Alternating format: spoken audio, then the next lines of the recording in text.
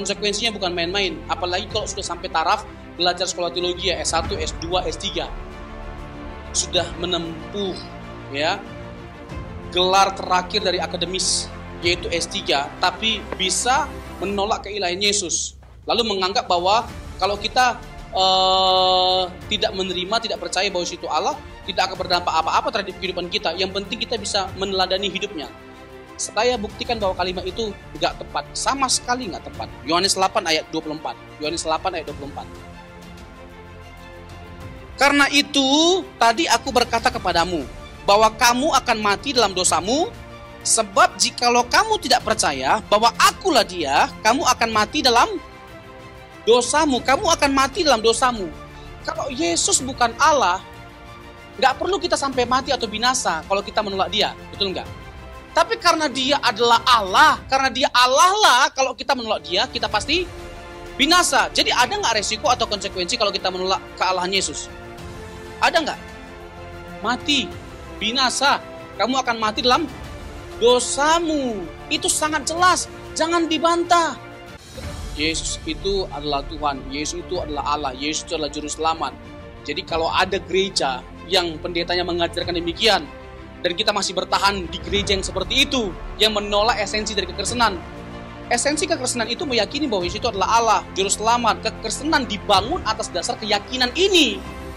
Jadi yang menandai sesuatu itu Kristen karena percaya Yesus itu adalah Allah, Juru Selamat. Kalau nggak percaya lagi dengan hal ini, jangan jadi Kristen. Buat agama baru, Pak.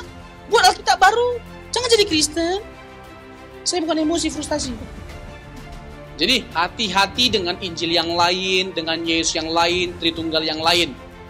Ingat loh, hati-hati loh. Tadi kan terkait dengan pertanyaan Pak Gembala, apakah ada resikonya, konsekuensinya kalau kita memahami Injil yang lain atau mempercayai Injil yang lain, Yesus yang lain, Tritunggal yang lain. Oh ada dong.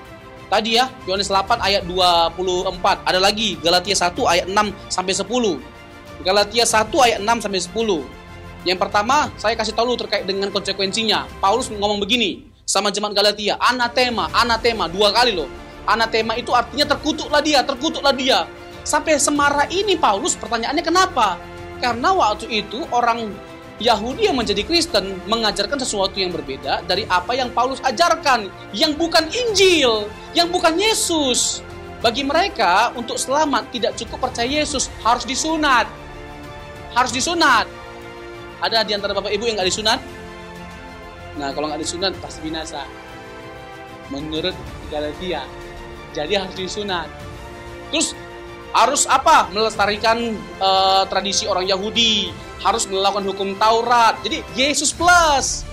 Ya, tambah ini dan itu dan sebagainya macamnya. Nah, Paulus menjadi marah. Anatema, terkutuklah dia. Karena itu bukan Injil. Jadi Injil itu udah indah pada dirinya sendiri. Jangan ditambahkan segala sesuatu yang aneh-aneh untuk memperindahnya. Enggak, justru makin kacau, makin hancur. Yesus yang benar itu Yesus yang sudah ditegaskan oleh para rasul dalam setiap tulisannya bahwa mereka mengakui, mempercayai Yesus itu adalah Allah dan menyembah Yesus sebagai Tuhan, sebagai Allah, dan Dia adalah Juru Selamat. Itu Yesus yang benar. Itu yang para rasul ajarkan dalam setiap tulisan-tulisan mereka. Jangan sampai kita terkutuk ya. Jangan sampai kita terkutuk hanya karena mengajarkan atau meyakini Yesus yang salah.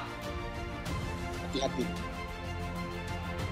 Ya, Bapak Ibu lebih baik ya tanya sama saya dalam seminar, dalam kelas apologet saya, tanya sama saya terkait dengan ini, karena ini bukan main-main loh. Untuk hal-hal yang bersifat minor saya bisa biasa aja saya.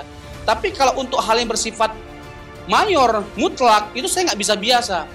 Saya harus tegas menekankan bahwa Dia adalah Tuhan, Dia adalah Juru Selamat, Dia adalah Yahweh. Amin. Iya. Tadi kalau terkait dengan baptisan, mau dipercik, mau tenggelam, mau pakai pasir, mau pakai bendera, silakan, Mbak. Ada pakai pasir? Iya, serius. Ada pakai bendera? Ada. Silakan, Mbak. Yang paling penting itu esensinya, substansinya, bertobat, Mbak. Silakan kalau mau gereja mau berbeda-beda caranya, silakan. Ya itu masih bisa dimaklumi, bisa kita kompromi lah, ya bisa toleransi lah. Tapi kalau untuk Tritunggal, Kristologi, nggak bisa kompromi. Oh kamu nggak berkembang kalau begitu. Untuk kebenaran yang mutlak nggak perlu dikembang-kembangkan, Bang. Ini mutlak kebenarannya perlu dikembang-kembangkan. Sekalian aja kamu ganti Alkitab biar berkembang.